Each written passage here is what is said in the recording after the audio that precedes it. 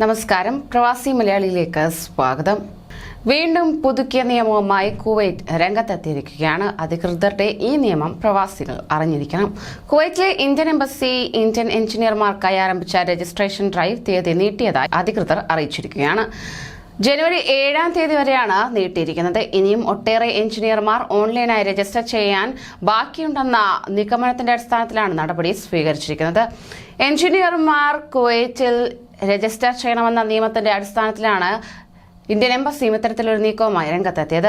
Register ചെയ്യാൻ ബാക്കിയുള്ള മുഴുവൻ ഇന്ത്യൻ എഞ്ചിനീയർമാരും ജനുവരി 7 നടപടികൾ പൂർത്തിയാക്കണമെന്നും ഇന്ത്യൻ എംബസി അറിയിച്ചിരിക്കുകയാണ്.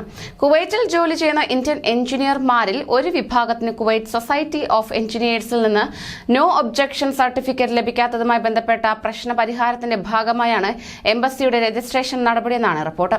2020 സെപ്റ്റംബറിലാണ് കുവൈറ്റിൽ ഇന്ത്യൻ എഞ്ചിനീയർമാരുടെ രജിസ്ട്രേഷൻ അവസാനമായി നടന്നത്. അതേസമയം നേരത്തെ രജിസ്റ്റർ ചെയ്തവർ ഇത്തവണ വീണ്ടും രജിസ്റ്റർ ചെയ്യണമെന്ന് എംബസി അറിയിച്ചു.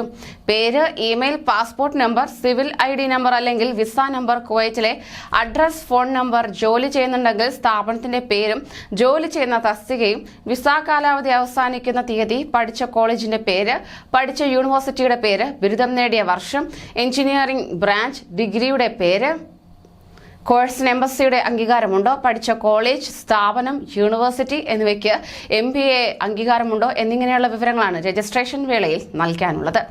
നിലവിൽ ഇന്ത്യയിൽ നിന്നുള്ള എഞ്ചിനീയറിംഗ് ബിരുദധാരികൾ ഇന്ത്യയിലെ നാഷണൽ ബോർഡ് ഓഫ് അക്രഡിറ്റേഷന്റെ അംഗീകാരമുള്ള സ്ഥാപനങ്ങളിൽ പഠിച്ചവരായിരിക്കണമെന്നതാണ് കുവൈറ്റിലെ നിബന്ധന.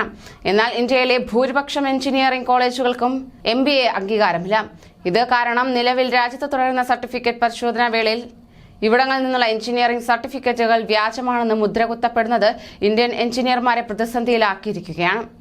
വർഷങ്ങളായി കുവൈറ്റിൽ ജോലി ചെയ്തിരുന്ന നൂറുകണക്കിന് മലയാളി എഞ്ചിനീയർമാരുടെ ഉൾപ്പെടെയുള്ള അപേക്ഷകൾ NOC നൽകാതെ കുവൈറ്റ് സൊസൈറ്റി ഓഫ് എഞ്ചിനീയേഴ്സ് തള്ളുകയും ചെയ്തിരുന്നു. എന്നാൽ ഇന്ത്യൻ എഞ്ചിനീയർമാർക്ക് NOC ലഭിക്കാത്തതുമായി ബന്ധപ്പെട്ടല്ല, മറിച്ച് റെഫറൻസ് ആവശ്യങ്ങൾക്ക് വേണ്ട ഡാറ്റാബേസ് പുതുക്കുകയാണ് രജിസ്ട്രേഷൻ ഡ്രൈവിലൂടെ ലക്ഷ്യമിടുന്നതെന്നും എംബസി അധികൃതർ അറിയിക്കുകയുണ്ടായി. അതേസമയം കുവൈറ്റിലെ ഇന്ത്യൻ എഞ്ചിനീയേഴ്സ് ഫോറത്തിന്റെ കണക്കനുസരിച്ച് കുവൈറ്റിൽ ജോലി ചെയ്യുന്ന ഏകദേശം 12,000 ഇന്ത്യൻ എഞ്ചിനീയർമാർ NOC ലഭിക്കാതെ പ്രതിസന്ധിയിലായതായും പുറത്തുവരുന്നുണ്ട്. അതായത് ഈ മാസത്തിനിടെ 800 എഞ്ചിനീയർമാരുടെ NOC അപേക്ഷകൾ കുവൈറ്റ് അധികൃതർ നിരസിച്ച കാഴ്ചയാണ് കാണുവാൻ സാധിക്കുന്നത്. NBA രൂപീകരിക്കുന്നതിന് മുൻപ് തന്നെ എഞ്ചിനീയറിംഗ് കോളേജുകളിൽ നിന്ന് ബിരുദം നേടിയവരാണ് ഇവരിൽ പലരുമെന്നാണ് അറിയാൻ കഴിയുന്നത്. ഇക്കാര്യത്തിൽ ഇന്ത്യൻ സർക്കാരിന്റെ ഇടപെടൽ ആവശ്യമാണെന്നും എഞ്ചിനീയേഴ്സ് ഫോറം അധികൃതരുടെ ആവശ്യം ഉയർന്നിട്ടുണ്ട്.